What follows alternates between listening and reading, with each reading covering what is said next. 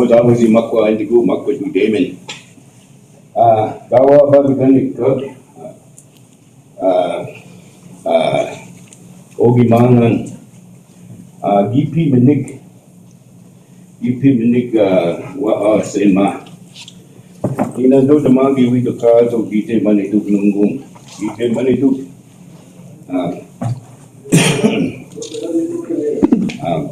Pegis, ngkiu, meno manituk. Jawi na mawis nunggung. Ikut gite manituk. Ikut gite manituk. Meno ngkikat. Weweni.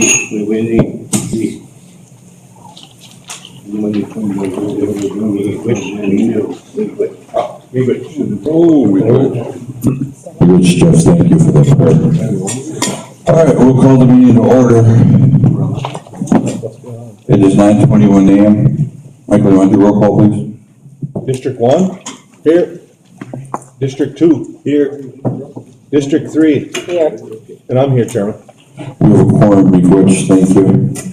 Next up is review and approval of the agenda. Any additions or deletions? I have a couple for executive session. I have one for William Shkiki presentation and also a talk about discussion on water litigation. An executive? Yeah. Executive. I'd like to add a discussion for Or as manager. I guess it could be an executive. I'd have to bring in DNR. It's regarding disabled veterans and allowing us to start permitting them to hunt from their vehicles. We're gonna do that. The state does, but we don't do it. We do? Do we? I think we do. Oh, okay, they're just asking me about it. I didn't. No, we don't. Oh, okay, never mind. Anything else, council? Hearing none, motion to approve the agenda with the additions. Motion. Motion by Annie, Second. second by Henry, all in favor? Aye. Motion carries, thank you, Rich. We have no meeting minutes this month. Reports, chairman goes first. I guess the first thing I want to say is, for my report is, of course, all of us, we put in articles every month and we kind of give a description on what we're working on, what we're doing. And, I think our council is being very good at being transparent. I know we're all busy. I know in my office as chairman, I'm working on a few projects. I'm still following through. We're still having discussions and meetings about the Tamarack Refuge. That's one of my high priorities of trying to accomplish that. I know one thing that we're talking about today is actually the 638 part of it. So I think that's going to go probably the best for us, because I know when we were out in DC, talking to Congresswoman Betty McCollum, she mentioned to us that she wants to make sure that we get the funding to follow it when we get the land. So this is the first part that I feel is necessary for us as Whiters, is to get the 638 contract and the AFA, which is an annual funding agreement, to come from Department of Interior directly to us in that funding package. And then the next step will be within the next year or two, we'll actually go for the deed of the land and come back to Whiters. So we have that funding. I think their funding is around $1 million a year for salaries that are out in the Tamarack Refuge. So that's one thing that we're pursuing. Also, kind of a little brief update on the Whiters State Forest. Working with DNR again, working with Brad Harrington, the tribal liaison, and also the commissioner and the assistant commissioners. I know that talking to Bill Haas, our lobbyist in St. Paul, we're strategizing right now for upcoming legislation this January. We're hopefully will be drafting a bill very similar to what Upper Sioux did last year when they got returned 1,600 acres from a state park that got back put into their reservation, their lands, their tribal lands. So it's something that, you know, that it's been done. It was done last year. So hopefully next year we'll be able to put our Winter State Forest in there, which is around 140,000 acres. I mean, it's a pretty big chunk of land. I know when you look at Tamarack Refuge is around 98,000 acres of land. So, I mean, these are some big pieces of land that we're pursuing here to get back into, you know, back into our homelands here in Redner. So that's one of the updates I wanted to talk about. I know that there's been numerous meetings that have been out, like we said, we had hosted a TEC meeting last week. That went well. You know, we're still looking at different scenarios and what days we're going to put out for the referendum on the election for the blood quantum. That'll be discussed here very soon. I think that what we talked about was in the spring of this year coming up, that we'll have some special election for that too. So I know there's just so much things going on. I know we've been having a lot of consultations with the commissioners from Minnesota. You know, I think a couple of weeks ago we had three in 1 week. We had health, we had commerce, and then we had, what was the other? I think we had one more, but then I know last week we had Commissioner Marquardt from the Commissioner of Revenue came up, and those discussions have been important, or I feel like they're detrimental to our nation, because the commissioners actually come to Whitehorse and see our beautiful lands, and you know, it's important that they get a concept or a visual of what we have to, what we're doing and what we're working with. I think it's important that we always have that relationship with our commissioners in Minnesota. So I know there's just so much going on, and I know that other projects. I know that, you know, we talk about the Ridgeway project in Bemidji. Those are set for demo here very soon. I know that today they're taking out the gas lines, disconnecting the gas lines for the next steps of demolition. You know, I know in the next few months we'll be giving an update to council on the multi-purpose building that hopefully that we put there for, you know, one of the things that we as the council, we've always thought about our patients that were leaving our facilities. For example, Oshkie Moneydu, where these moms and kids would get discharged and they graduate from this really good program, but have no place to go. So this is one thing that we, you know, envisioned ourselves as a tribal council to look at where we can place these families, you know, other than going back to, you know, to the place where they used it. So I know this is something that we're working hard on. We're hopefully have some plans here. We'll probably do a press release when we get the architect and get everything, the renderings done. When we get the buildings knocked down and get it all flattened out over there, we will have some good pictures for you, especially the elders that are sitting there to look at those and see what we can do with that. So, you know, so there's a lot of things going on in Whitehorse, and you know, I'm not going to go into the districts and start talking about their projects, but there's just good things. There's a lot of positive energy. I know that we're all working hard and you know, fiscally, you know, being responsible, and you know, I know it's important that, you know, we be as transparent as we can to not only all of our constituents, but also our elders here that are sitting amongst us. So, but it's good to see. So, Big Rich, and thank you. Good morning, everybody. Just going to go over a little, you know, start out with, we attended the SUDS conference up in Fond du Lac. I think Annie was there. There was a couple other council members there also. That was a substance abuse disorder summit that really hit home for a lot of people. It's good that we have summits like that. Just meeting with the Indigenous education people. Also, another meeting that I attended was also the Mississippi River Towns and Cities Initiative. They come in, all the mayors from all the towns and cities that are along the Mississippi came in and did an initiative. That was in Red Lake. We started the opening in Red Lake. We opened the breakfast the next day, so it's very important for our water. So, you know, that was a good meeting there. So, also attended the Minnesota Governor's Summit. that was 2 days. I think Annie was also at that one, and, so that one went very well. So other than that, more or less budget meetings. We signed off on a new budget, FY '24 budget on, I believe it was September 29th, or at our meeting there, we signed off on for the following year's budget. So we came in probably it was by 5.6 million deficit that we had. So it started out at like about a 12 or 16 million deficit that we kind of we had to cut back. We had to sit down. Those were some tough choices that we had to make. So there's a couple of things that we had to cut that made some waves with us and all that, but we made it up with some grant funding. So that was one of them I'd like to talk about is the Feed Our Families program.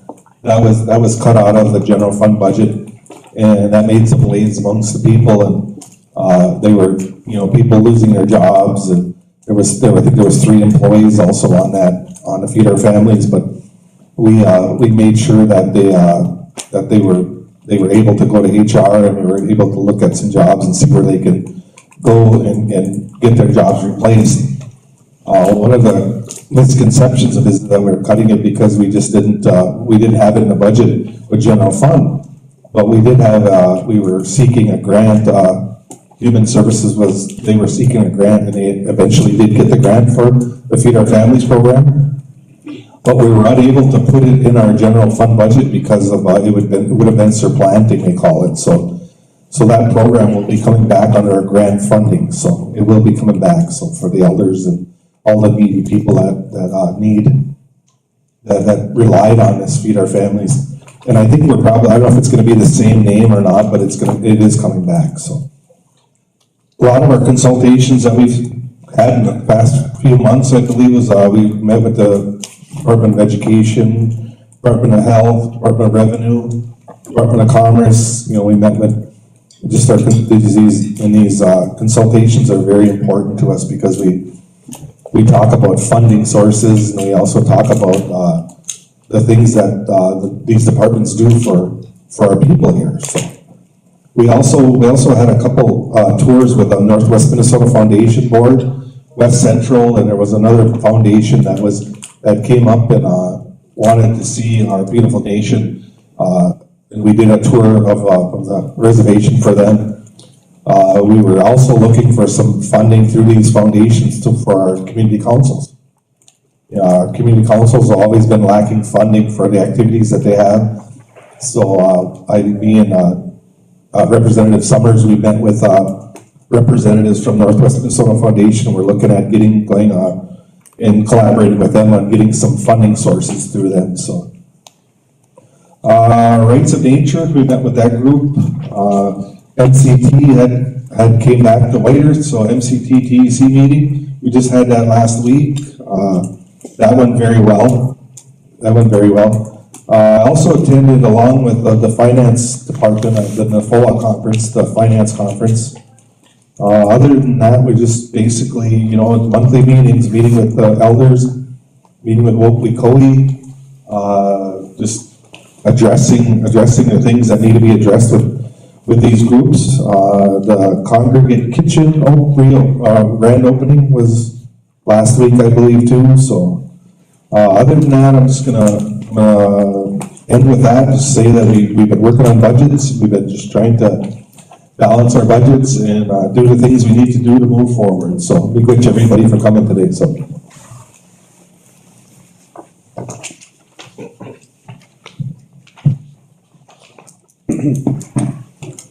Bonjour. I guess these guys do go by 1, 2, and 3, so. A little bit of update here for District 1 over there. Been really busy working with a lot of that home elder repair stuff that we have going on here. And I can tell you, some of these places that our elders are living in is, if you're gonna use, that, whatever it be, $20,000, $10,000, it's only gonna be a Band-Aid to me. You know, we need to figure out, or I need to figure out, you know, what the best move is. I'm trying to get these guys a different place or get it fixed up, you know, where they can at least, you know, have a place to call home, warm, and, you know, family-wise too, with their families, so. A lot of other things going on is it's this time of the year. You know, we're getting furnace calls. The field assistance program, you know, isn't up. We got money yet. So we're trying to figure out ways, you know, to get these people, you know, their needs, their fuel, their furnaces fixed, so. And that's, you know, quite a big part of me is to get this done. And I'll do whatever I can to get it done. Elder homes are still, you know, going. Gordon's is over there now, doing the cement work and everything for our tiny homes over there. Then we'll have, you know, the heating and stuff come in, and then the electric guy too. So we're trying to get that all in place, I guess, by the end of November here. Hopefully we can get them on site and get them going for our homeless there. And what they are is we got 555 and over homeless, and then we got 565 and over homeless. And it is going to be, you know, application process just like everything else. But I don't, you know, we do have an awful lot of homeless out there too, even our elders, so we're going to do the best we can, you know, to get housing for some of them, and they are some really nice, you know, little tiny homes. We got 5 2-bedroom and 5 1-bedrooms, so. It's you know, it's a thing in the process. I didn't want to wait another year, so that's why we went with the tiny home instead of the Arrowhead, so. And I'd like to thank all working on that, especially Tracy over here. She might not say much, but she's always got her face in her computer looking at numbers, I'm sure, so. So this time of the year, you know, we're changing of season. Well, we're moving into the cold. So we gotta make sure, you know, our friends, our relatives are all taken care of, not being cold. I've been, you know, doing a lot of traveling, not too much traveling, but I went to the Tribal State Relations training. And I guess, to me, Tribal State Relations training is we're training the state employees how to be native, so. Basically. And then this week, Friday, I'm gonna be at the MASH board meeting for the Muscogee Treatment Center. And Jim Mallory is the director over there for the treatment. And every reservation has a seat on that board. And that's actually where I went to treatment almost 25 years ago, so. You know, I was really honored, you know, to get to be on that board and stuff, so. So Friday I'll be there. I don't know what else is going on. But I guess, you know, the community council been working really good with them. I see they have a report in there. Working really close with the elderly program advocates there. Lisa Goodwin and, I better say her last name too, Knudsen, and Denise Iverson, so. But I'll give this over to Eugene. I know he's probably full, whatever in vinegar, so.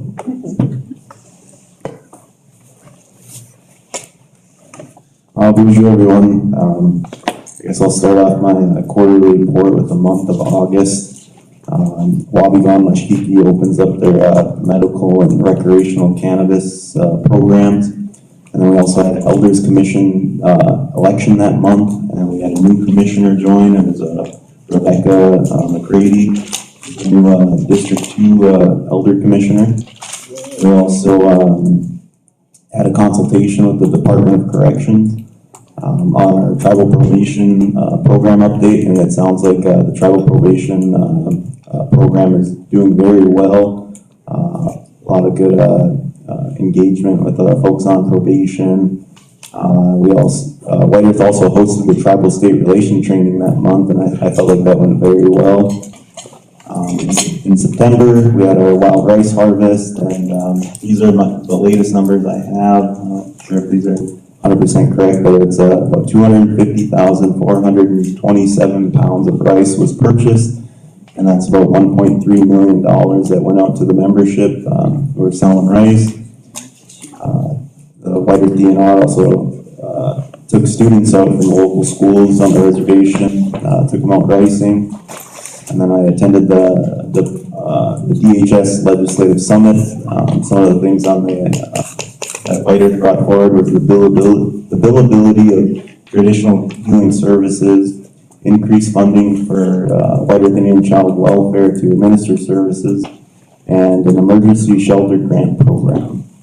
So that was some of the stuff that happened in September, and then this month we had the tribal executive committee meeting here in White Earth, and I sit on the Education and Human Service Subcommittee. And some of the updates for my subcommittee was that we accepted reports from the education departments. There was an update on applications for mascot exemptions, and the Minnesota Department of Education had an update on the social studies standards to include tribal nations. And there was a notice for an American Indian education field hearing in Cass Lake on November 6th. And then the human service report consisted of MFIP, it's a MIFP Native Employment Works Program. There was an update on that, and there was some resources shared for Native American curriculum training opportunities. And then we also accepted the chemical dependency report. The only thing that they really had was just license renewals that were coming up, and then we did do an increase in licensing renewals, so those folks would be able to cover their travel costs, and it was an increase from $50 to $200. And then the Education Subcommittee also passed a resolution for the 24-25 MPID biennial service agreement in the amount of $522,085. And then there was another resolution to recommend the Tribal Executive Committee to authorize the Executive Director or her designee to sign necessary documents to secure grant funding for the Minnesota Chippewa tribe. And then this month we've had a lot of consultations. One of the first ones we had this month was with the City Council, Bemidji City Council. So the Bemidji Mayor came up, and he just pretty much wanted to collaborate with the tribes as the cannabis industry is going to be legalized. I guess the state's going to open up here in the next few years. So we're just getting prepared for that, and then they wanted an update on the Ridgeway properties and stuff, and then they also invited us to attend one of their council meetings. The Minnesota Department of Health consultation also happened this month, and there was a lot of topics that I'm not too privy to.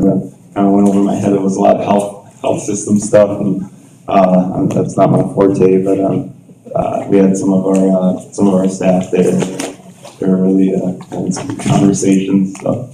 And then the Minnesota Department of Commerce consultation. One thing in this consultation that stood out to me was the energy assistance guidelines. It seemed like last year that a lot of folks from White Earth didn't qualify for energy assistance last year. And what they're telling us is that the energy assistance guidelines changed, but it was supposed to make it easier for people to qualify. So we do have some other meetings set up with those staff that coordinate the energy assistance program and trying to figure out why so many people were denied last year. And then we met with the Minnesota Tax Chair, Aisha Gomez, and Senator Ann Rest regarding some tax policy for White Earth. And then they wanted to know what we would spend some of our impact aid on, so we toured the reservation, gave them a tour of our police department, our fire halls, and other emergency services.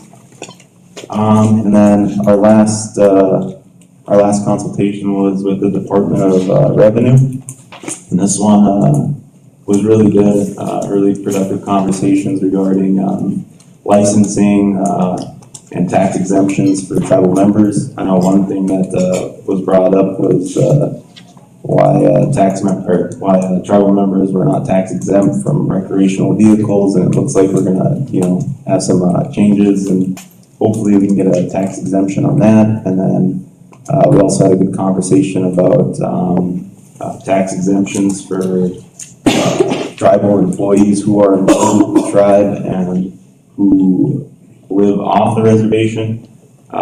We're talking about expanding the tax exemption for those folks. But the commissioner stated that a tax exemption would be hard to do, and something that would be more feasible would be a tax refund. So that's really exciting for our urban employees. They can hopefully we can get that passed and get that done this year.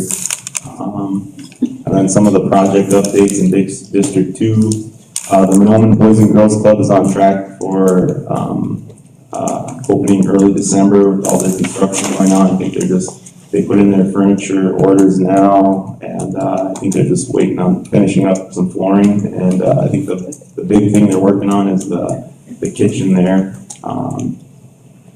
And then the Nadawash Sports Complex is going to be getting an additional playground and double basketball courts outside. And then I'm trying to look for some resources to fix up those ball fields over there so we can utilize them. I know we had a couple softball tournaments there, and I think the field was kind of in some rough shape. Let's see, and then the Monoman Community Council, they're also utilizing their lot in town here, and they're also going to be putting up a new playground and a double basketball court. The Nadawash Skate Park, I'm working on revamping that a little bit. The current half pipe we got there is pretty dangerous. It's all concrete. I used to skate back in the day, and I can tell you I would not skate down that thing. I think your board actually might get stuck because it has that really quick dip. You probably just get stuck there. But we had to make a decision whether we were going to tear it down or if we were just going to put end caps on it. And we ended up just putting end caps on it. And then we're actually working with park skate ramps that come in and do a preliminary design for us. So we're looking at putting an additional concrete slab down and doing some additional ramps, like actual wooden ramps, though, not the big concrete ones. So, and then the White Earth Parks and Rec Department, they've been doing an awesome job. I guess I'd say reviving our swimming areas in District 2 and all throughout the reservation. I think they did a really good job at the Roy Lake and the Linwood swim areas. And then the Tribal Utility Commission approved a construction project for a new cell phone tower in Nadawash. So there was some, yeah. you can thank Mike Barak for delaying that for this year because he was in tough negotiations with those folks. But Tower North is going to be building the cell tower, and it sounds like they have everything they need, but it's too late in the season to construct the tower now. So looking at this coming spring for a new cell tower. That's really good. And then, from our Public Works Department, we're working on a street lighting project in addition with our sidewalk project for Natowash. Looks like we're gonna focus on the west side of the village since, that's where the majority of like the foot traffic is. Let's see. And then the Wellness Center, I got an update for the Wellness Center. We have some preliminary plannings. We did scale it back quite a bit, just to break it up into some manageable phases. And I actually got an update yesterday that this Thursday we'll be having a meeting to look at some of the renderings. I did put an update in the paper, but the renderings I got, it wasn't very good. It's pretty much just a bunch of boxes saying where things are gonna be. So hopefully next month I'll have a better picture for you folks. And I think the funding issues there is that it's a really big expenditure. And then talking with Leech Lake, they put in a similar request through legislation and they were actually able to get it. So I think we're gonna keep going down that road and also explore other funding options if any grants pop up. Let's see, and then White Earth Enterprises, they purchased the laundromat here in the old laundromat / car wash here in Mahnomen, and that's earmarked for the new dispensary location. So folks won't have to wait outside. Yeah, you need a car wash. People want laundromats. Yeah, so a lot of exciting projects going on in District 2. But that concludes my report. I'll be good. Bonjour, everybody. First of all, I want to just take a moment of silence for Paul Poncho Williams and his family. They had laid him to rest yesterday. He was a former District 3 representative, and our prayers and thoughts go out to the family today.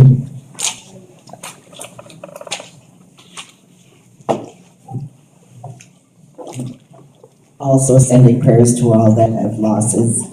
We lost a little baby here, and that really broke my heart. But my prayers go out to everyone. Of course, I ain't gonna go over everything. They all mentioned everything that we almost did, for all of us that attended. I did attend the SUD and the Minnesota Governor's Summit. That was really good. The SUD really is hard. I mean, there's a lot of stuff that's brought out there. Overdoses, drugs. I mean, it's really sad. And it happens everywhere. It's not only here. But, when we went up, we had 3 deaths here. When I went up to that one and coming home, I heard of the 3rd one. And it was actually the 4th one. And I cried all the way home. I actually ended up, there was a detour. And I was thinking, geez, I should be in Park Rapids pretty soon. And I was looking around and it was like, I don't think you're anywhere near Park Rapids, so I had to turn around and go all the way back, but I made it safe, but it was really kind of sad. We've been meeting with some people for the cannabis. They bring some great stuff and some good ideas, but we want to start, getting into the gummies and the pens and stuff like that, so that's what they've been presenting to us. Some had drinks and, but that's something that's on the way yet. Right now, we're working on a homeless shelter in Pine Point at the old clubhouse. We're hoping to have that up and running soon. We do have some homeless out there that are sleeping in the abandoned houses, and it's really sad. So, and we are looking to get that up and running, working with behavioral health on that. I'm also going to be seeking one for White Earth. I've been kind of looking around to see, because we do have families here that have nowhere to go to, and it hits hard on our budget when we have to put them up here at the Shooting Star. But I'll do it to save a life. Feeding our families. A member had brought forward that maybe we could utilize Ruby's Pantry. They do this in DL, but it's with the churches. We need like 20 to 30 volunteers, and the cost is $20 per family. But the church, half of it will go to the church to help with their expenses, and I know that some of our churches really struggle. So I'm gonna look into, I'm gonna ask the two main ones in White Earth if they would be willing to do something like that, in maybe even Tim Brown's church, you know, try to get one of them to come on board. You know, it's $20, but I guess you get a lot of good food in there. So, you know, that's another option that I'm gonna look at for our area. The family treatment at Strawberry Lake is moving along well. It's gonna be a big for the opening, but we do have programs that work out of there. I'm looking forward to that because, you know, to heal, it takes family. So I'm hoping that we can get that up and running as soon as possible. 9/12 and 10/16, we started on the winter gear up. We called all the programs in and, you know, asked them, what are you gonna be doing? You're gonna do the plastic, you're gonna, you know, we wanted to get moving on it because it seems like each and every year we're really behind. So we met on that on 9/12, then 10/16 again. And it seems to be going well. I don't know if you all have signed up or if you got the plastic on your windows, but you know, that's something all the programs are willing to pitch in. I mean, we even talked about plowing up to their gas tanks or whatever, fuel tanks, and you know, maybe even getting out, checking the fuel tanks for our elders that can't get out. So that's been, I mean, it's a lot, you know, extra to throw on our workers, but also they were pulling in all the contractors that do the snow plowing and stuff like that, the roofs. So they were getting an early jump on that, so that we ain't sitting there, you know, in January wondering when this is gonna be done. But remember to check your tanks, and if you know, if you're not able to, give us a call. We'll get somebody out there to check your tanks for you, especially for the elderly and disabled. The Elders Repair Fund is going well. We're getting a lot of roofs done in District 3, and you know, some had some siding issues, but the roofs are my main concerns, in the doors, because we have a lot of elders that have leaky roofs, and you know, we don't want that for them.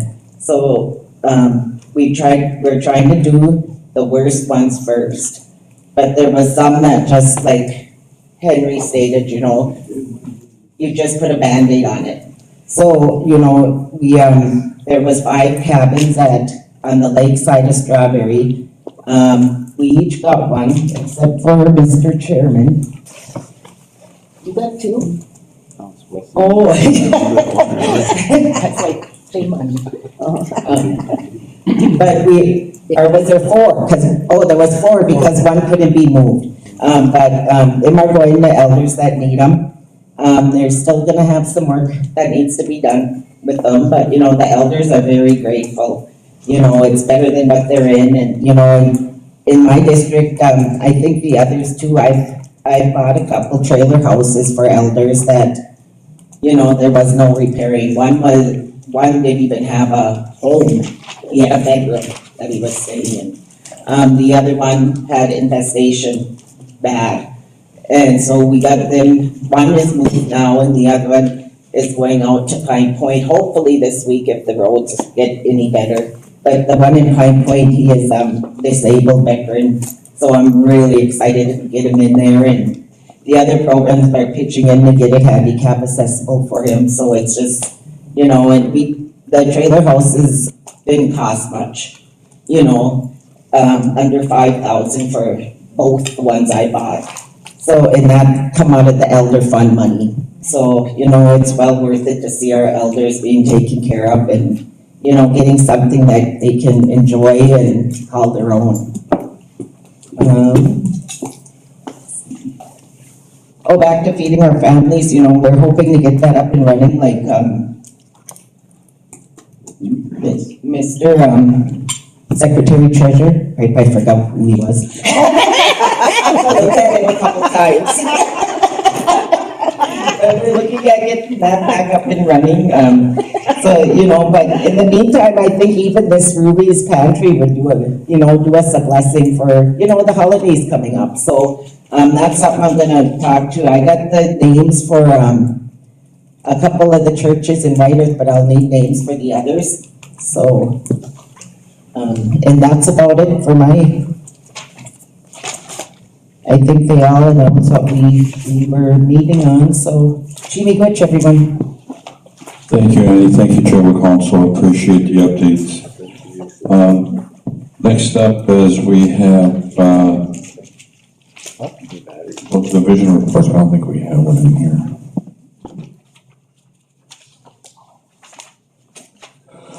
Okay, next up is the White Earth Council of Elders update. Can I ask that the commission go first this time? You don't mind? I don't mind. Okay. The White Earth Elders Commission will go first. Rich.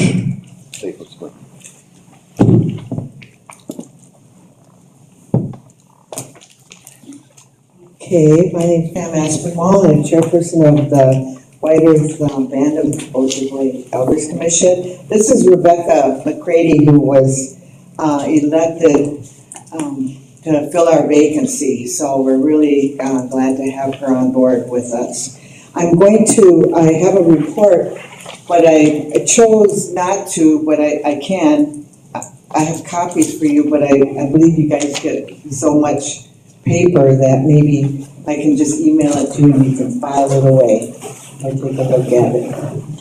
So, our task is to visit with the programs and services that we have for elders and just see how we can assist them and advocate for them so that they can provide the best services to our elders, and then make recommendations to the tribal council, and then it's out of our hands.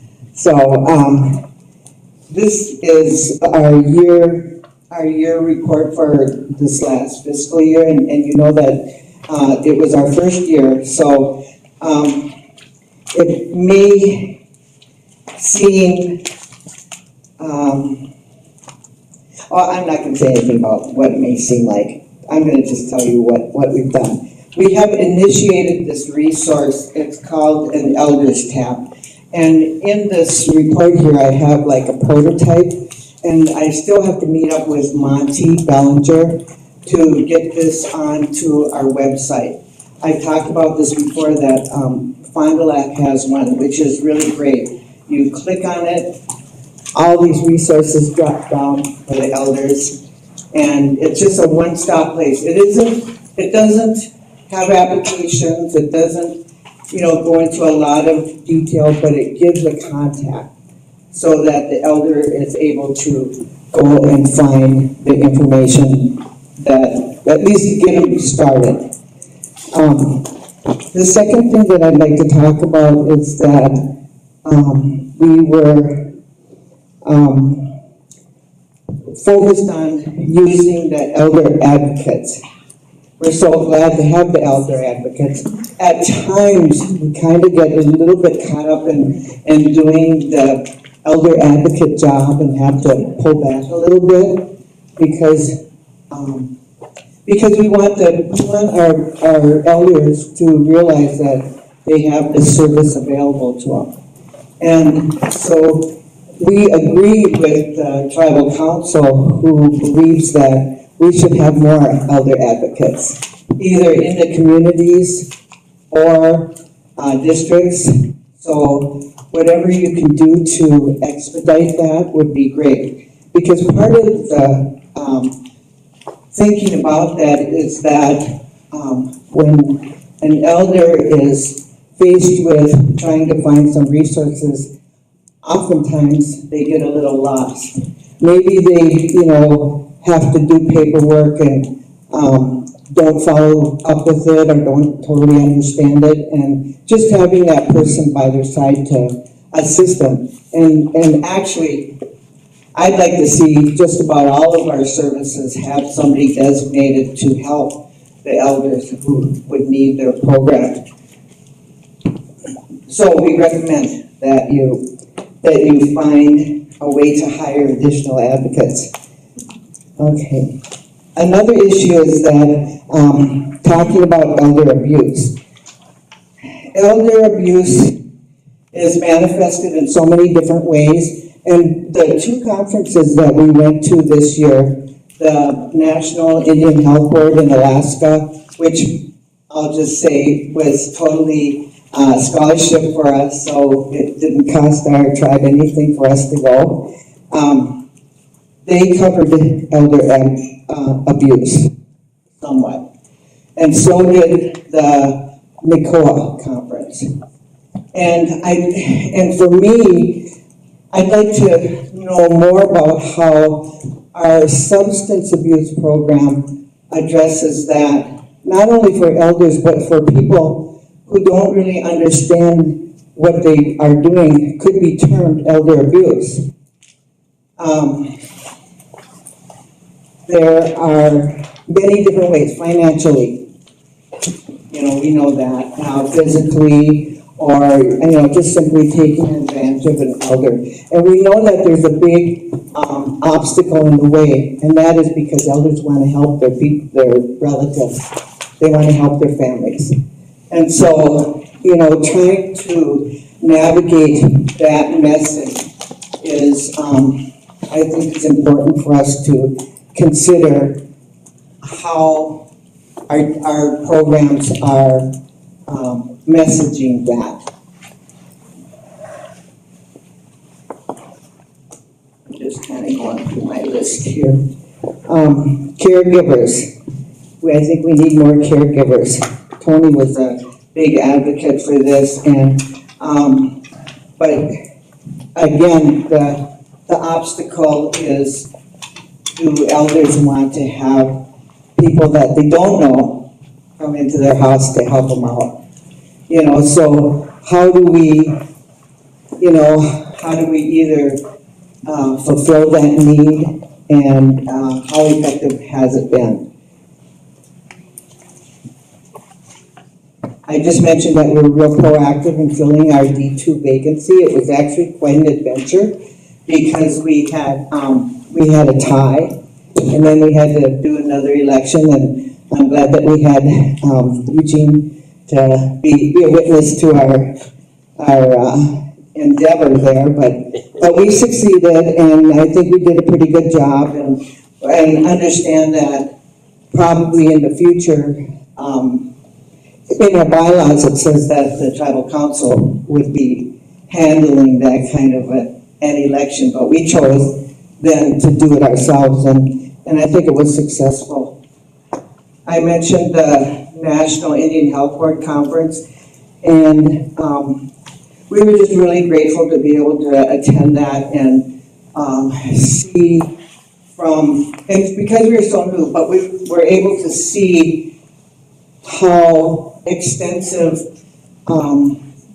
they touch elders across the nation, and the things that they're doing federally, things that I really didn't understand, but it's all a part of learning.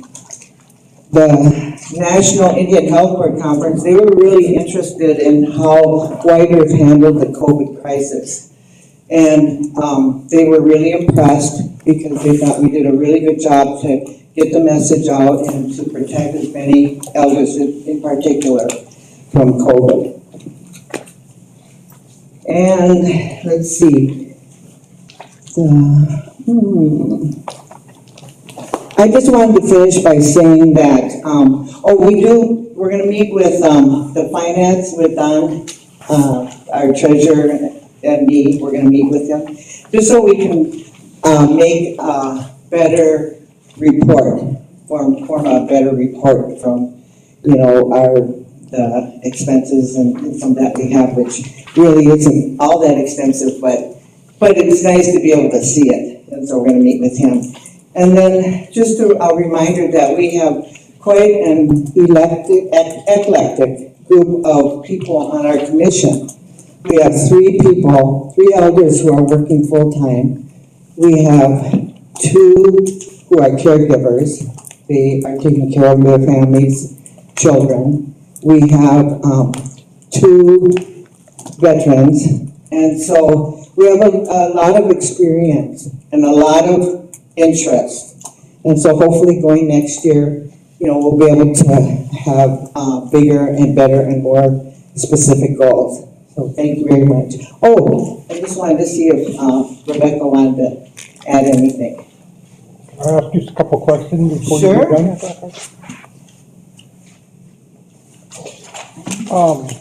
I think there's 5 or 6 of us here that spent 2 years implementing this Elders Commission.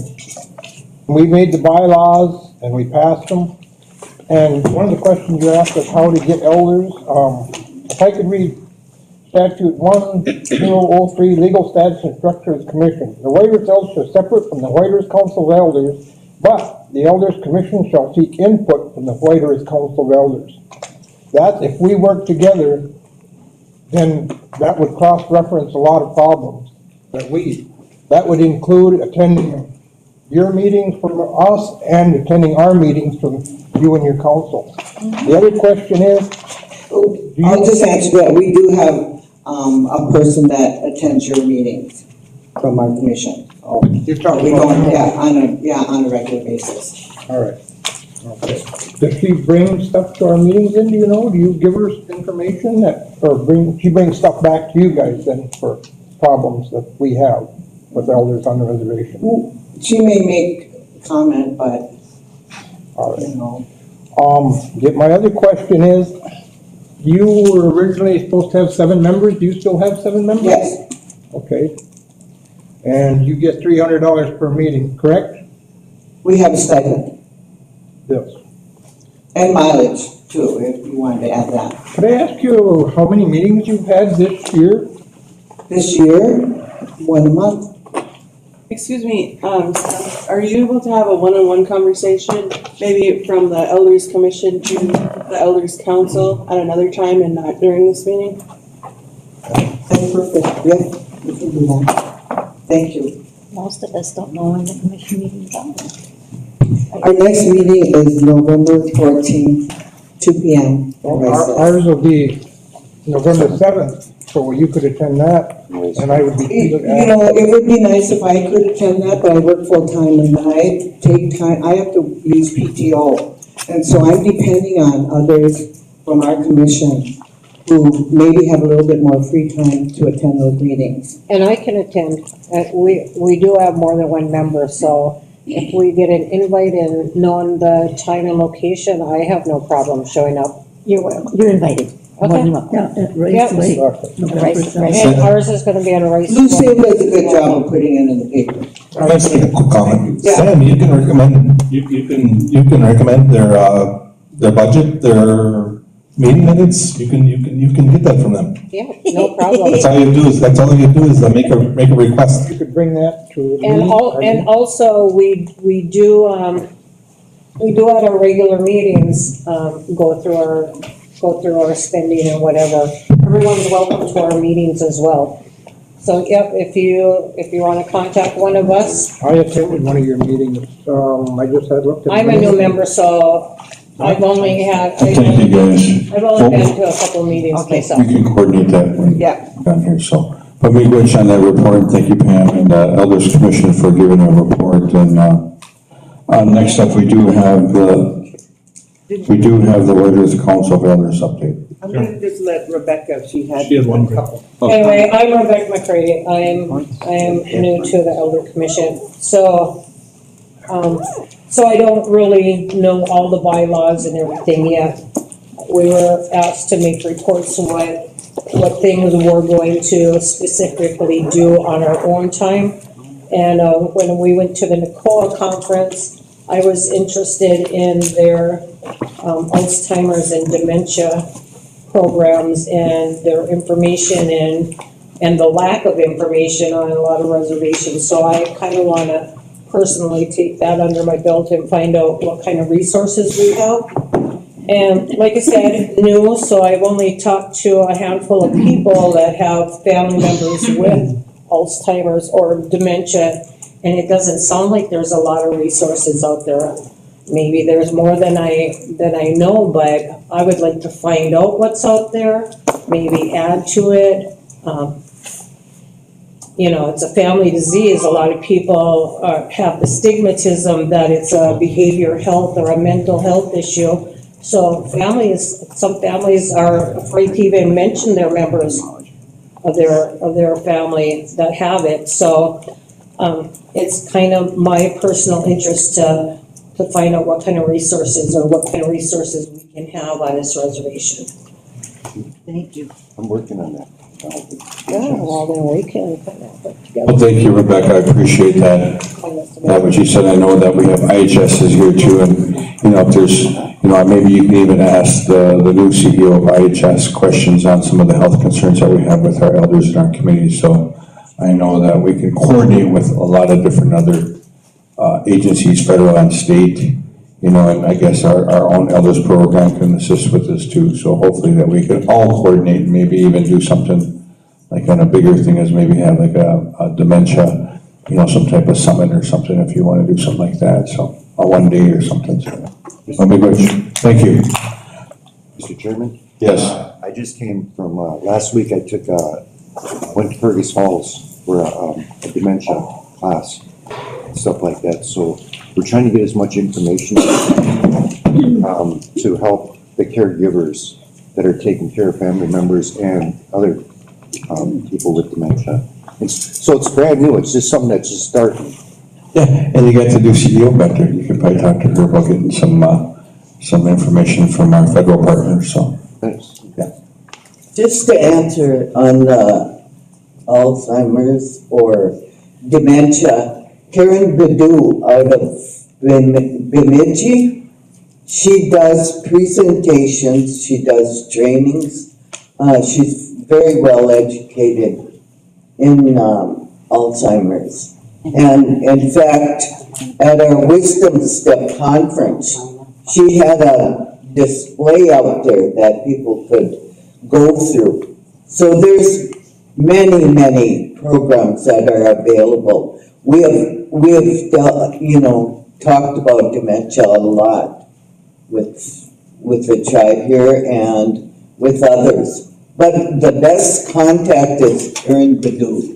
And she's a native from Red Lake, lives in Bemidji. She attends our meeting every month, by the way. Oh, yeah. No. So, Buffalo. Be good, thank you, Tito, for that information. All information is valuable. All right, next up, we do have the White Council of Elders. Tito, why don't you report, Miigwech? okay. Thank you. Thank you very much for inviting us again. And we appreciate always starting out with a prayer. It means a lot when we do that. I think we come together better. I want to just talk a little bit. It's so good to see Ramey here from Indian Health Service, and I'm eager to hear her talk because we've been waiting a long time, and we have our own native here now that's ahead of the Indian Health Service in White Earth. So healthcare, of course, is always our number one issue. And when we went to the National Indian Council of Elders, we brought resolutions from our tribe. And we had to caucus at meetings to introduce the resolutions. But at the general session, when we all came together, there also were questions, and we had to answer those questions. But they were accepted, and they will be carried on by the lobbyists to the legislation in Washington, I hope. That's our goal. That was our goal in going out to the conference, to get these resolutions passed and addressed. But when we were out there, we also heard many people from all over that we're talking about healthcare. Yes, our treaties are not being made. Our treaties are not being heard and followed. So our people are being denied and not having access to adequate health care. This is a concern we've had for years when we've come here. So I'm glad again that Ramey's here so we can continue on and hope that things will get better for us now. A little bit anyway. And with the housing, yes, Band-Aids are always put there. But, you know, we haven't seen the tiny homes and we'd like to see them to see how they've been developed for Rice Lake. I know we met at White Earth and we gave a lot of ideas about tiny homes that elders would be concerned with. So I hope those were listened to when you do some planning, because we always come, you know, and we're a volunteer group. We don't get paid for anything. And I like it like that because we do a lot of work, we get it done.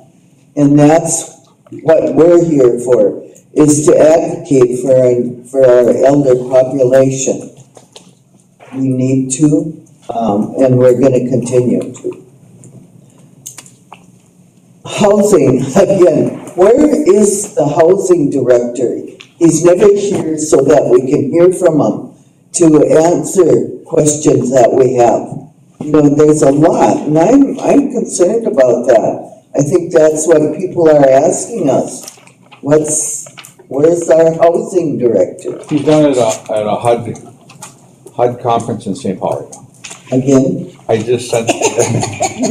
But he was, you know, I'm sorry, but he Tito, was gonna give me a report. Tito, I got the report here, I'll give you a copy of it. But I sent the email out to council and to everyone that, you know, if Michael can't be here, then Leonard Wadena should be here. He's the chairman of the board of the housing board. He should be here giving a report. Well, somebody should, that's why I asked. Last time Mike said, I'll bring up a report to you if you will bring it up at the meeting, and I said I'd be glad to. So we could see what he was doing too, but he didn't leave that report. I'm sorry, that's what's happened with that. And when we talked about the housing issues at the caucus meetings, that was happening all over the country. The HUD was not providing the service that they say they are doing, so that houses are dilapidated, and you know, those Band-Aid approaches don't even do any good anymore. So we have to do something different. And I think that if you talk to us elders, you'll hear a lot of those ideas that we have and that can help you. Another concern we have is the aftercare, which Henry was talking about. You can send, and this was discussed also at the caucus meetings, you can send people to treatment 2,000 times. They have to have something after, because if they don't, they fall right back into the same process. I think this is, you know, I was watching Matthew Perry, who just recently died, and he talked about his legacy. He wanted people to know that he was an alcoholic and a drug addict, and that the very thing he wants to be left with is getting word out to people that we need that follow-up, aftercare. So please, let's work on something with aftercare for our people, because they're dying. I'm sorry, they're dying.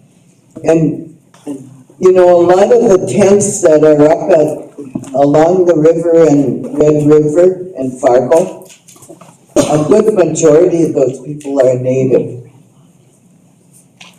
and homeless. So housing, homeless issues are still here. We have met on our reservation. You know, and a lot of it connects with drugs or alcohol. They get kicked out of their homes, they have no place to go anymore. So I'm pleading with you, look at aftercare issues. It's so important. Pam, I'm sorry, you talked about having our information out to elders on the computers. A lot of our elders don't have computers. So we have to work something different.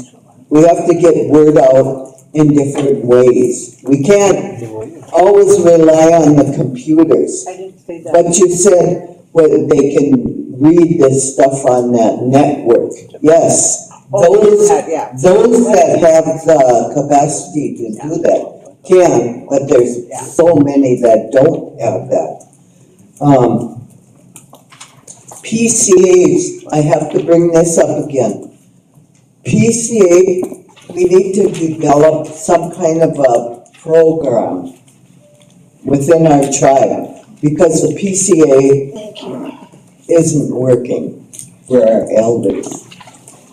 You know, there's so much fraud connected with that. We have to change.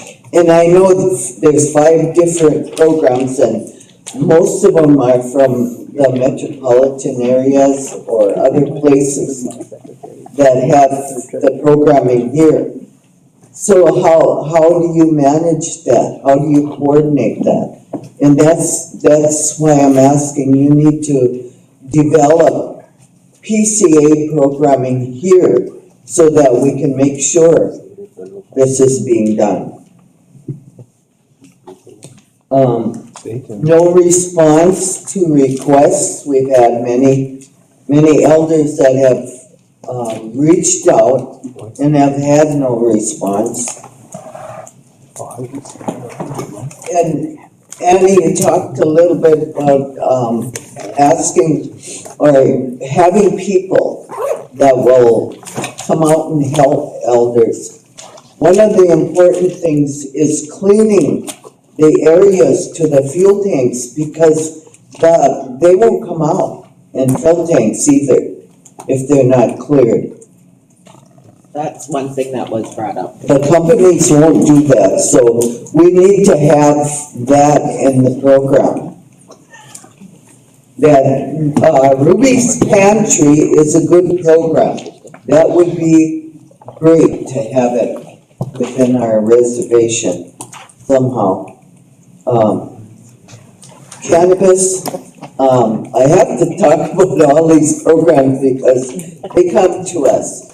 And, you know, when, I need to give you an example. There was a person that was smoking cannabis outside the door of a building, and his response, when somebody addressed him on it, his response was, "I have a cannabis card."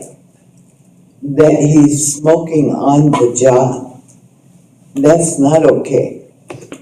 So, you know, there's so much that people just get that cannabis card and think they can, you know, go smoke it wherever. And that's not what it was set up for. So I think that maybe there has to be some better education with. Wasn't any of our employees, was it? Pardon? Was it one of our employees or no? I'll let you know after. I don't want to, you know, I never say a name.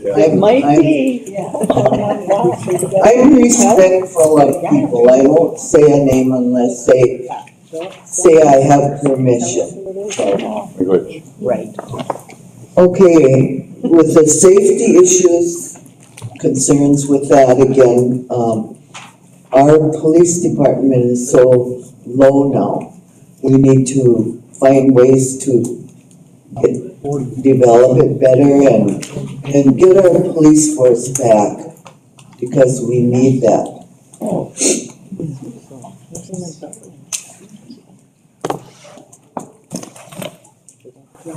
And you got a copy. I didn't intend to have that sent around. I don't think that's important.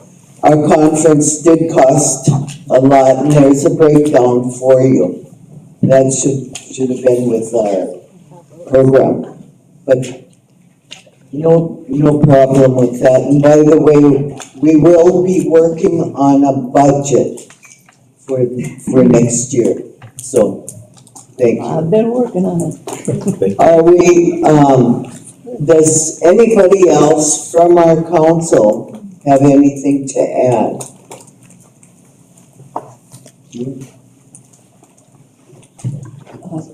Yes, I'm Joan Thompson.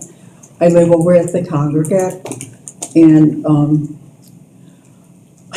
I need to talk about the security over there. We only have one decent security guard, and he works days.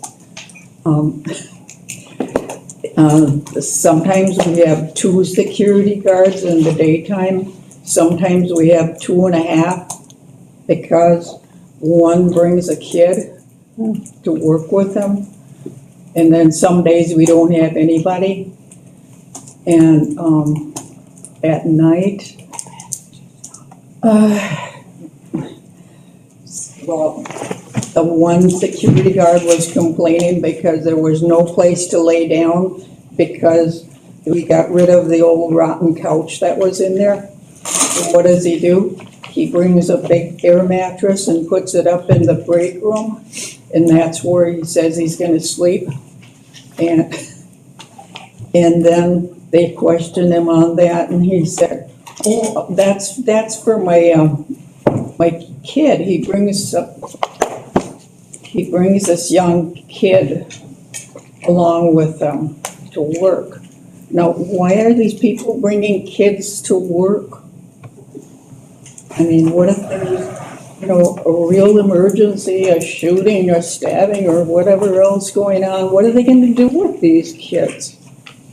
And then the other day, the assistant manager went out the back there, and there was one of the security guards smoking weed, and he questioned him. And the guy said, "Oh, I'm legal, I got a card for this." And he was supposed to be working. So, I mean, that kind of thing.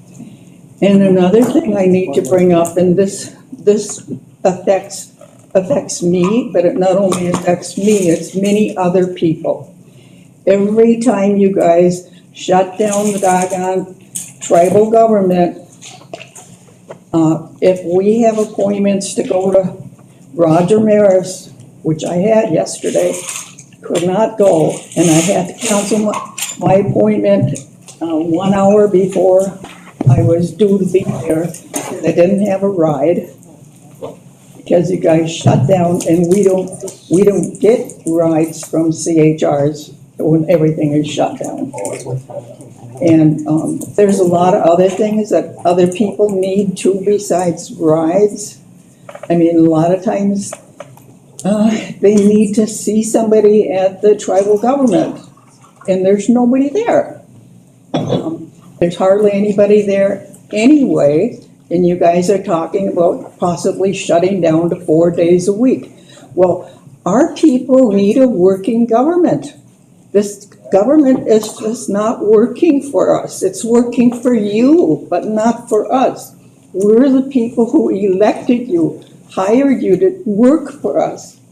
And what are you doing? You're working for you. That's all I have to say. Sam has.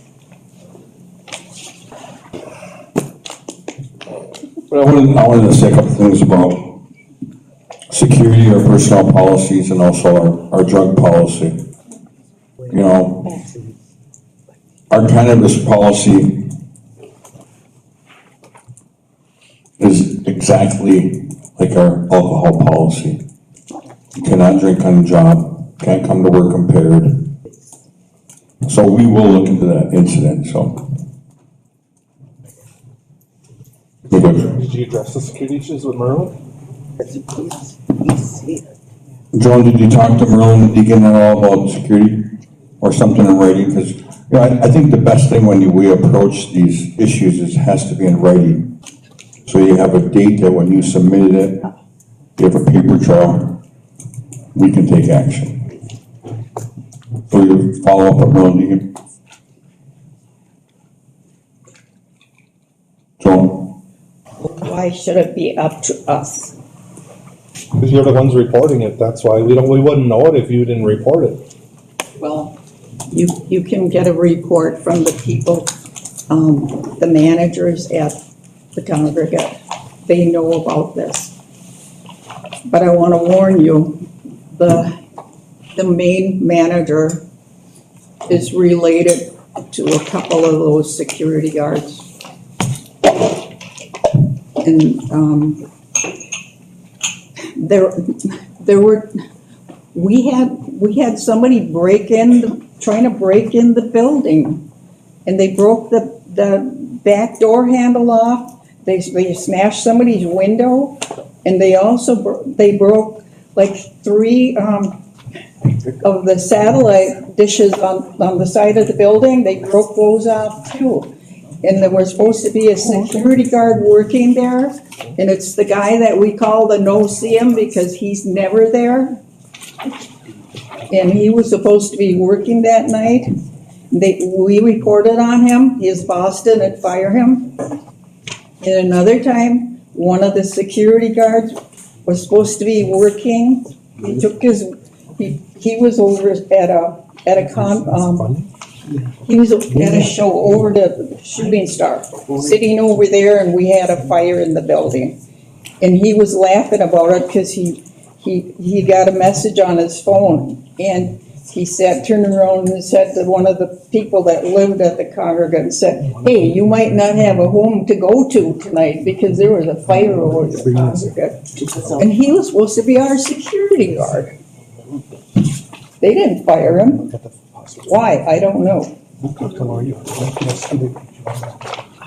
And we had other fires over there too. And no sprinkler system.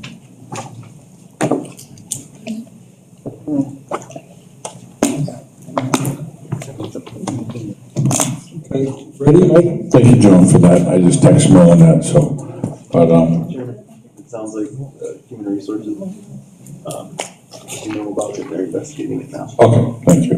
Go ahead, Sam. Yes, I've got a few things. On the way up here, I got off the phone with, Daryl Bellinger. I will be meeting him tomorrow in Pine Point, and we will be going over all the, complete apps that we got for putting plastic on windows. And hopefully we can start that maybe by the end of the week. As soon as he gets the apps okay, he can get back to me with them. So we will be doing that, and I'm setting a projection of Thanksgiving, which I think is the 23rd this year. Don't quote me on that, but I believe it is. And we discussed the situation. We'll all be going in for surgery on November 16th for a while, and I told him I could not be doing heavy lifting or exerting, but he said they will keep me on as I will be supervising. That will be my total duties, and I've got a crew ready to go, and we will be starting doing that. And by then, if we got more snow, then we'll be doing shoveling snow too. I'll be getting that done for the elders. So, well, right now we're tentatively scheduled to try and get Pine Point done by Thanksgiving. The second issue, a food shop out in Pine Point is running at maximum capacity. We jumped from 20 to 22 to 30 last week, and this week it'll probably be more. At the end of the month, always worse. Annie was out there and she knows that we've got a lot of people show up for it. And it was originally set up for elders, but we've got about 50-50 now, young people and elders, both.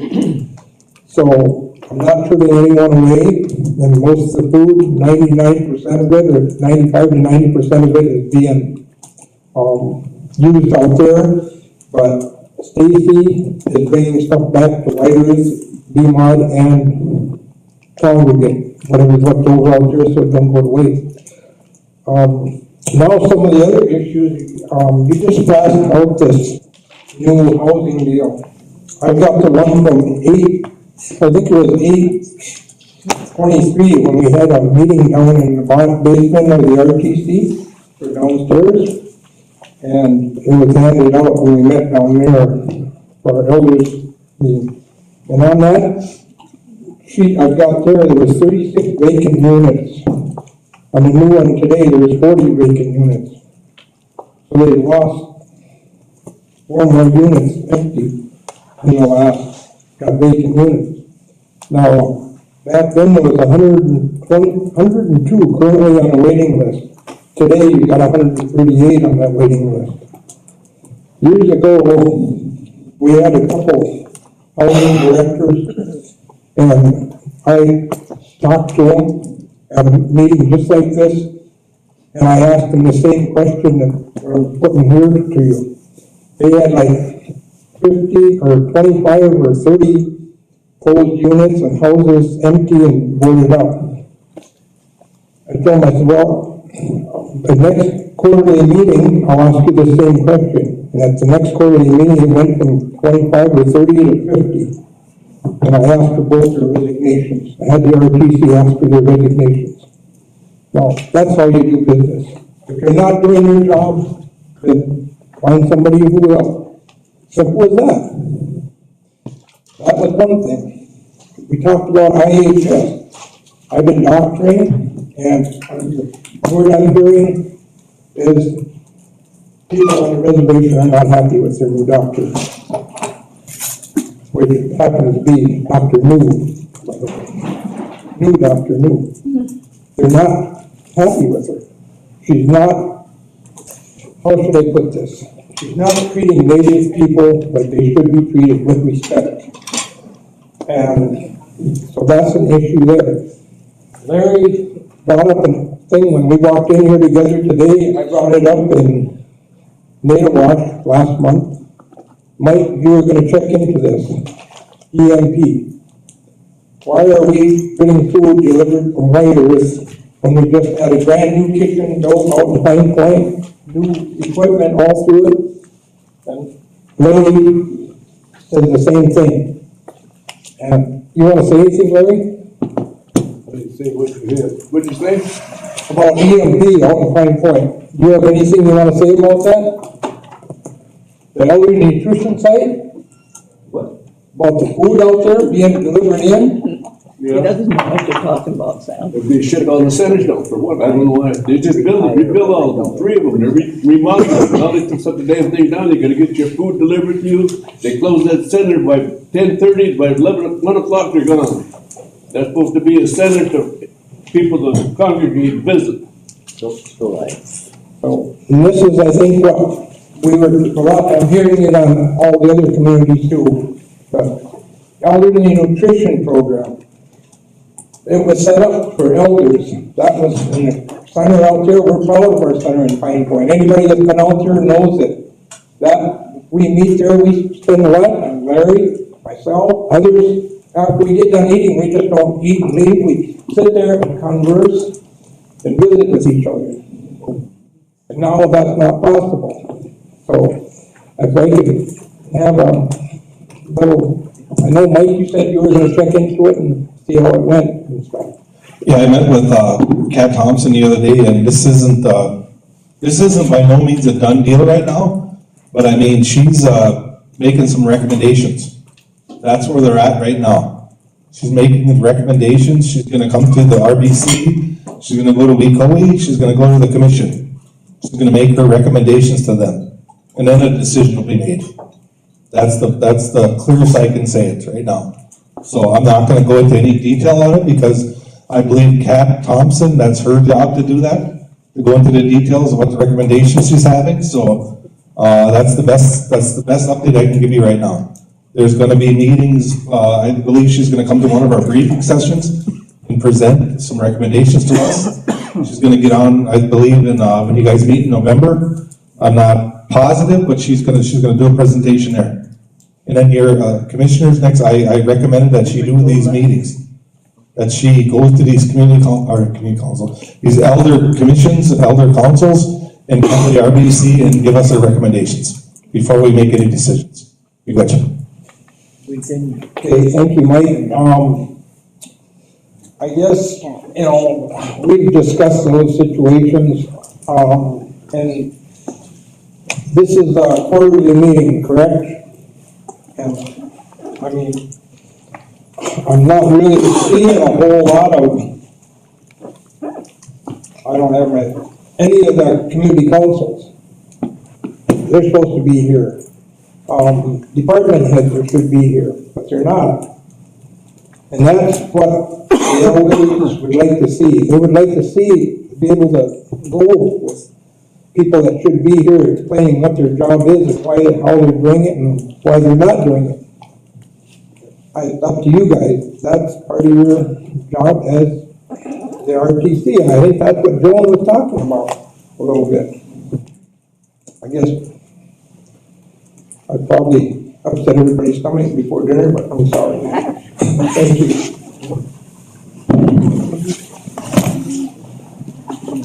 Okay, well, thank you, Elders Council, for your report.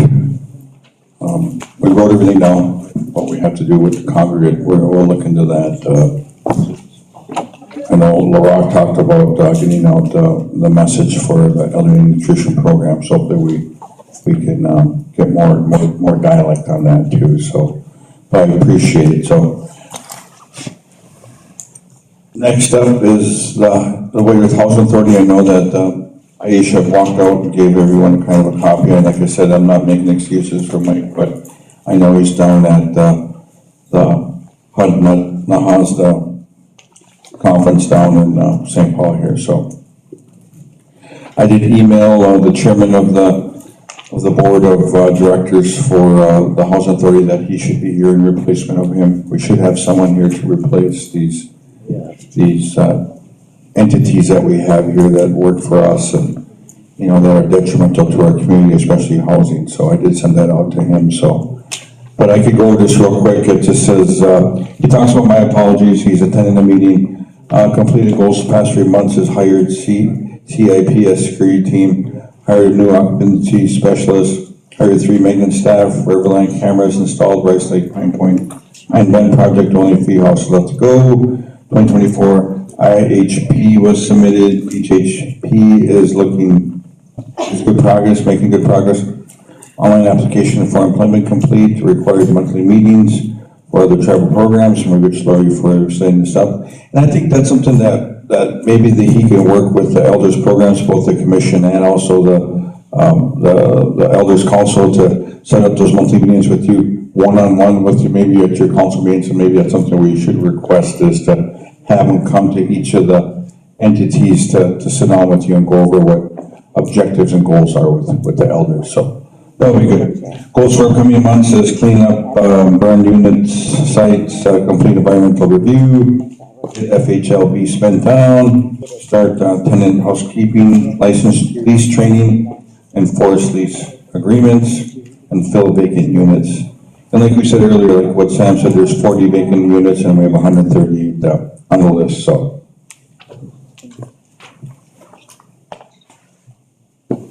okay, thank you. Next up is, Can I just, yes. so you can bring back to Mike, security cameras down at the roundhouse where he's on. Security cameras up at, Congregate were put in, they're still not on. So yes, this is important that we sit down this program, because if these things aren't being done, then, at least we can bring it to him and then have him finish and adjust whatever needs there are. But I just know that, at the roundhouse, because I go down and help there, and there's no security lights on whatsoever. And it's been a mess down there. And the congregate, they did put them in, like I said, but they're not turned on. They're just there. They're not gonna do any good if they're not being utilized.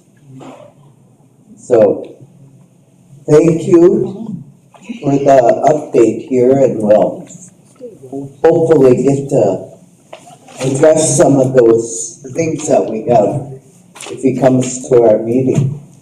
Can we have you, Tito, can we have you, your concerns that you have today, can we have you get those to Lori York? And she documented what they are today, and then we can get them to him?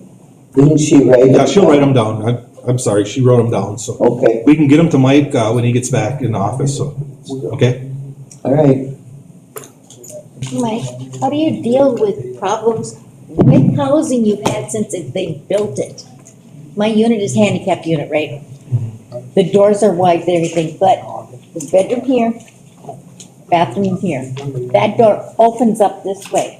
So when you can't leave it open because somebody comes out that bedroom, they're right in the door. So when you go up to it, you have to go up there with my walker, back the door up, turn your rear end around, back in, and then pull the door in behind you. And that's a complaint I've had with them ever since they came up with it. My handicap unit is not fully set up to be handicapped. Take the door off. Others they take the hinge things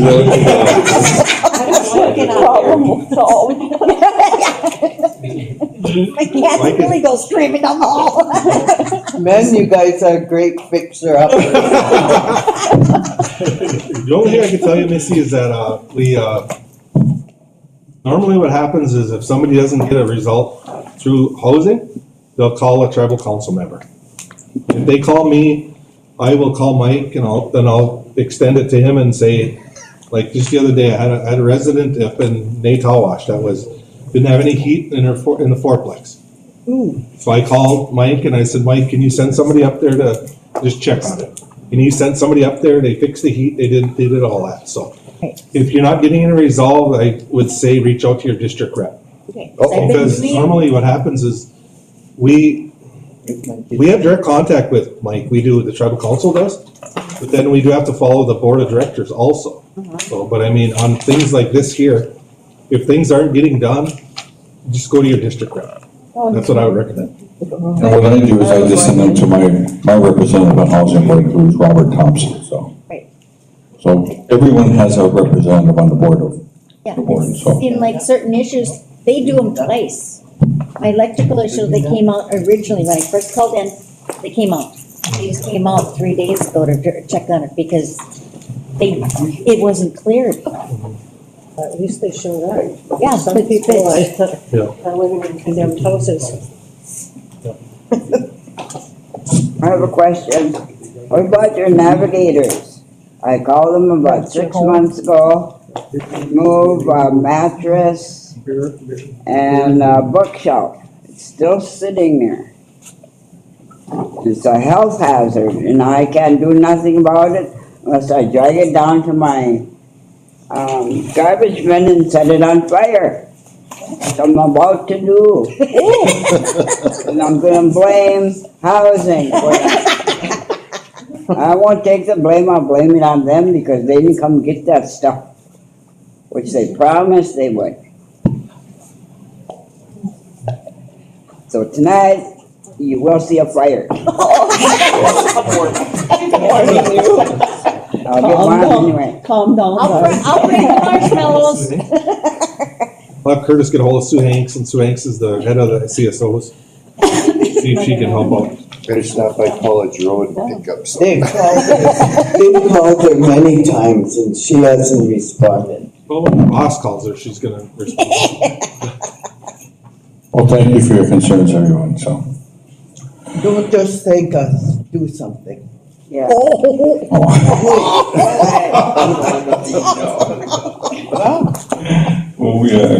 Okay, next up we have IHS. And then we'll take a break after her. Food is ready. You get a salad? Yeah. I am Amy Ronning. I'm the new CEO at IHS. I have been honored to get the role of CEO. I'm super excited going into the future, making improvements overall for the healthcare of the people that we're serving. Ronnie, do you want to come up to sit at the table here in the corner and join us? Thank you. We could. Yes. So to start, we are into a new fiscal year, fully funded and not having to work through a continuing resolution, which is very nice. We're still prioritizing hiring staffing for White Earth and Mesa Wash, which is a challenge in itself, but we're doing everything that we're able to do. And trying different ways of recruiting from every position, entry level all the way up to administrative positions. Going forward, it's still challenging, but we're going to get a little more creative and work out some different ways of doing things. I'm continuing to go through each department and reviewing processes, procedures, areas we're falling short on. And prioritizing which departments really need the most help. We have the area office helping an assistant with our dental department and PRC. Those are two areas that typically have the most complaints coming from those departments. So we are working on it. We're very aware of several issues that are not necessarily all new. But we're kind of stepping back and rebuilding the PRC program from the ground up. And we're just going to follow policy, the national policy, and have things matching up a little bit better. And it's going to take a while before we're seeing the change and the benefits of what we're doing. If there are any concerns, any claims that have gone into collections, any claims that haven't been put through with the purchase order, please call me directly. I'm more than happy. I'm very responsive. I'm available always. I have people stopping in. I have open door policy, and I'm very, very happy to help work through some of the errors that are possibly on our end. So my direct number to my office is 218 983-6214. And if I am not in my office and don't answer, just leave me a voicemail and I get back within 24 hours. If not the same day, more than likely the same day. We've heard that one before. Oh, I do. You'll see the difference. That I guarantee. Okay, thank you. Yes. We are working with the area and putting a lot of time and effort into trying to figure out dental. There's a high need. There's a lot of access concerns that aren't new concerns. And so we are just really, really working diligently, moving forward, trying to come up with a solution to improve access and provide quality care for everybody served. Both at White Earth, Native Wash, and Pine Point. We would like to get services full functioning everywhere. Construction updates, everything is looking really, really great. Native Wash is absolutely beautiful, state-of-the-art facility. I don't know why anybody wouldn't want to work there if you just took a tour and saw it. It's phenomenal. And White Earth is going to also be phenomenal when it's finished in the spring. Everything is on track. Everybody's working really hard internally. Everybody's been going from one area to the next, to the next, to the next. So there's a continuum of movement inside. But it's all for good purpose, and the end result will be in the spring. So that has been beneficial to see that they're right on track and on schedule, if not a week or two ahead of time, which, you know, getting to where we were, being ahead of schedule is nice. They did a lot of proactive thought, process and planning in the metalwork and things like that to ensure their deadlines are on point with finishing before hard freeze and elements taking over such as snow. So they did a great job there. We are working with HR specifically for White Earth Service Unit and NATA Wash. The area has designated a particular individual for NATA Wash separately from White Earth, and that's been working out really well. We have weekly HR, or ELT is meeting with HR every week to review where the status of all the open positions are at, which has been a good communication and continuity to just kind of figure out where we're standing, what's coming in, so we can start hiring for those full-time positions. Pharmacy and nursing and the medical team, they're offering flu shots, COVID vaccines, and RSV vaccines for 60 and over. It's just a walk-in. You don't need to have an appointment ahead of time, and we will serve you when it benefits and works for your personal schedules, which is nice as well. Other than that, I really don't have many other updates. If there's any questions, concerns for me, feel free. I'd just like to make a quick comment. Ramey's been very available with all the stuff for contract health and everything, all the, we talked about at the elders weekly meetings where stuff is going to collections and all that. Ramey's been very open on that. I've gotten about 2 or 3 calls in the past 3 weeks on elders that said that their bills are not being paid. I've reached out to Ramey. Ramey's reached out to them and dealt with it. So I just want to give you a pat on the back because actually you are responding. So that's something we've never had before. I've never had bad luck. And I haven't heard a whole lot about dental recently, but that was our big concern, was dental. Not having appointments. So, Yes. it continues, I guess, to be a concern. And rightfully so, with good reason. And I don't have a specific solution today. It's very complex. There's a magnitude of issues that play a hand in it. So getting into too many specifics will sound like I have several excuses, and that is not my intention to come here with excuses. I'm here trying to move forward to figure out the problems, and being aware of them is our initial start. They're not new problems. I'm aware of that as well. We are diligently working on getting contract dentists on board. We've lost 2, Dr. Jenna Lotz, who is the chief dentist, and her husband, Dr. Daniel Lotz, were both dentists, and they moved back to New Mexico, so we lost those 2. So we are working with what we have and looking at getting more very qualified dentists in-house so that we can increase access and work through some of the issues with schedules and things like that, because it's very evident that what has been trialed in the past hasn't worked. So we need to come in with a new view and a new lens and try some different things. And when we do that, we'll be advertising it and communicating it to the public so that everybody knows and has a good idea of what to expect. And we always welcome the feedback, even if it's not always positive feedback. That's how we're going to know when we need to make changes moving forward, what's working for the people and what's not. And so I welcome all feedback as well.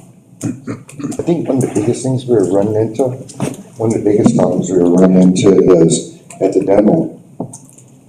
dentures. Mhm. It was 6 taking months. forever to get those dentures back. I mean, 6 months. You know, when you, yeah, up to a year and stuff like that.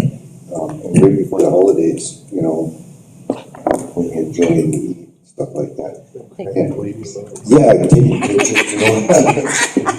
But it was just that they were backlogged and they said, well, the winter holidays, they weren't coming, and so, and that was like, I mean, it was really unacceptable for taking that long. One more comment with that, also, the dentures, most people won't wear them, they can't wear them. They either got them too big, so, you know, they're painful. So, and they can't get help to take care of it again right away. It's just, there's so many issues, Ramey, that we need to really try to work on, at least some of those urgent things, because for an elder, if they have dentures and can't use them and can't eat, that's a problem.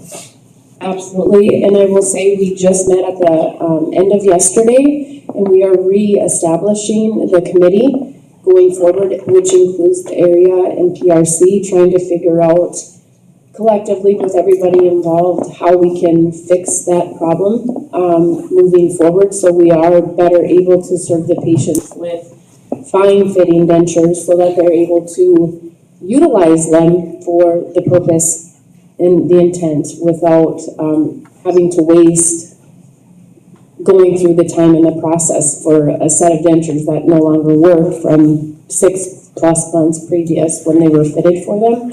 So we are aware of this, and we did initiate the discussions as of yesterday.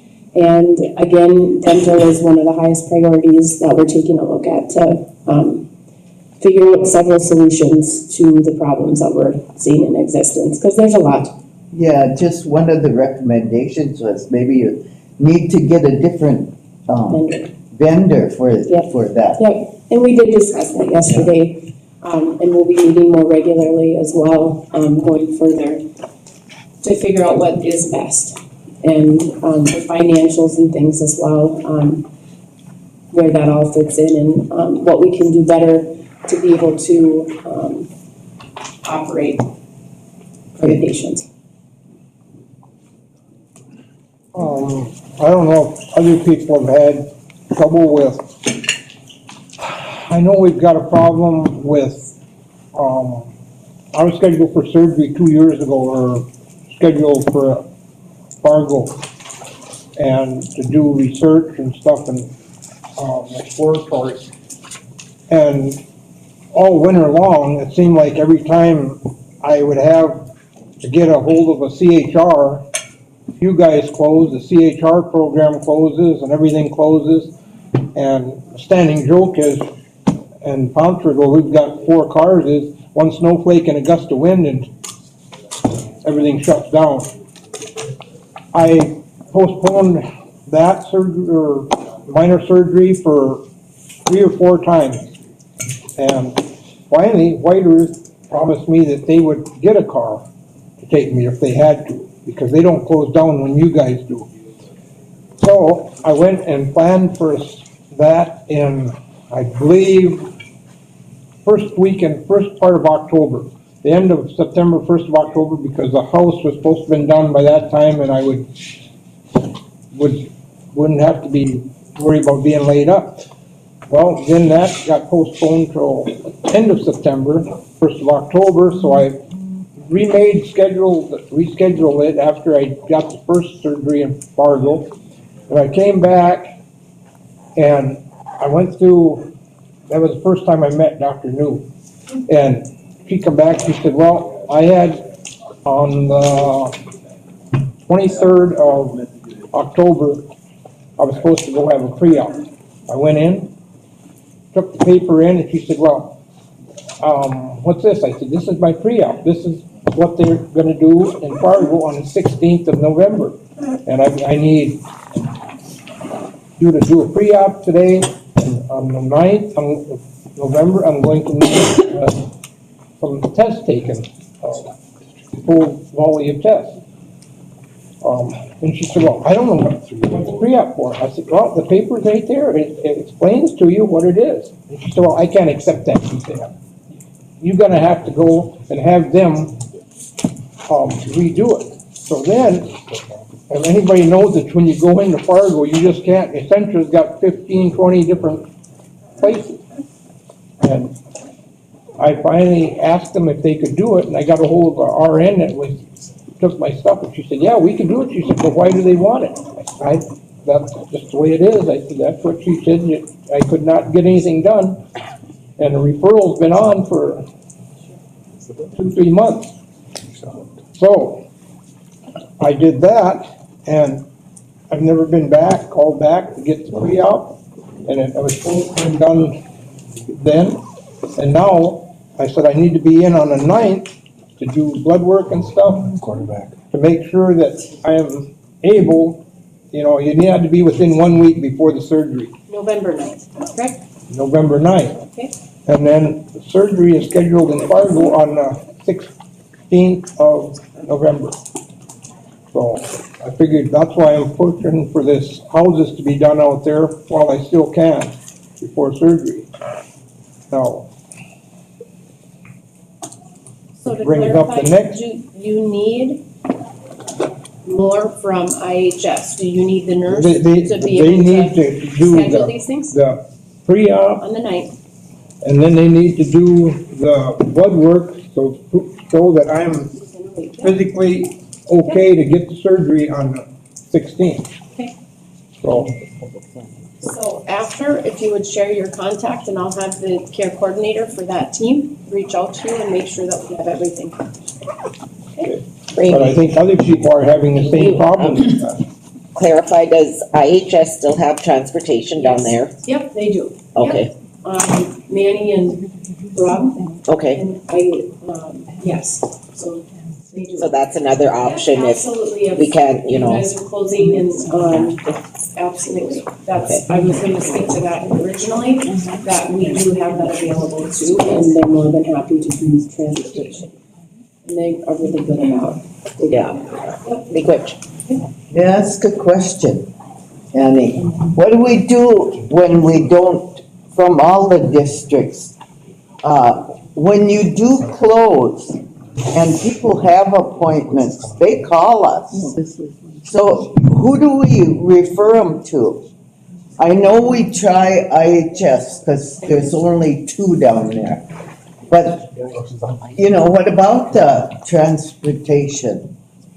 Maybe that's something we have to look at, and the CSOs too, because I don't know if they'll be able to assist, but maybe that's something we can look into. Because it's so hard to get a referral to a specialist. This last closing yesterday, I respectfully asked for that out of, support for Poncho's family, because Poncho was a prior committee man. And, I did ask for that, so that is my fault, but, I think out of respect on his behalf that it was much needed for all of us. But, that's something we can look at. We can talk to Curtis and Lori about our CSOs. Maybe they can be available for, if we're closed. I'm sure it all depends on the weather. I didn't know it was gonna snow yesterday. And so, it's, sometimes we close and it's hard to even make that call. We understand that when there's weather, but, appointments still go on. And I understand and I respect, Poncho, but not everybody went to the funeral either. And that's the thing, should you guys have closed the whole business?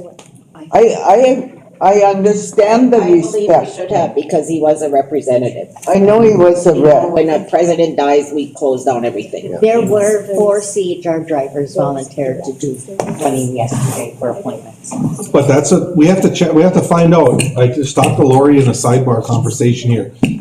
We have to figure out, we have to talk to Pat Butler and see if that actually happened yesterday, because normally, those essential services have to still go in place. I know. So that's what I'm gonna have Curtis and Lori check with Pat and see why those services weren't still open. Because I think those are essentials, like the cops don't get the day off. Yeah, and, you know, at least keep some And that's what we're gonna look into. drivers That's what available. we're gonna have her, she's gonna follow up with that, okay? There was 4 of the 18 CHR drivers volunteered to drive yesterday. They did the work. They were running dialysis and one had to run to Fargo, I do know, so. Sam, and I don't know about that comment you made about us closing at a drop of a snowflake. We had all kinds of snowflakes today. We didn't close today. Great. You know, I have to say. I don't know, I didn't have to ask you the CHRs today, so I don't know. But I'll bring you something else on that issue. Every time you guys close the store and Frank Woods closes it. I don't know how they. Okay, guys, appreciate the update from IHS CEO. We're going to break here, we'll listen in, we'll eat,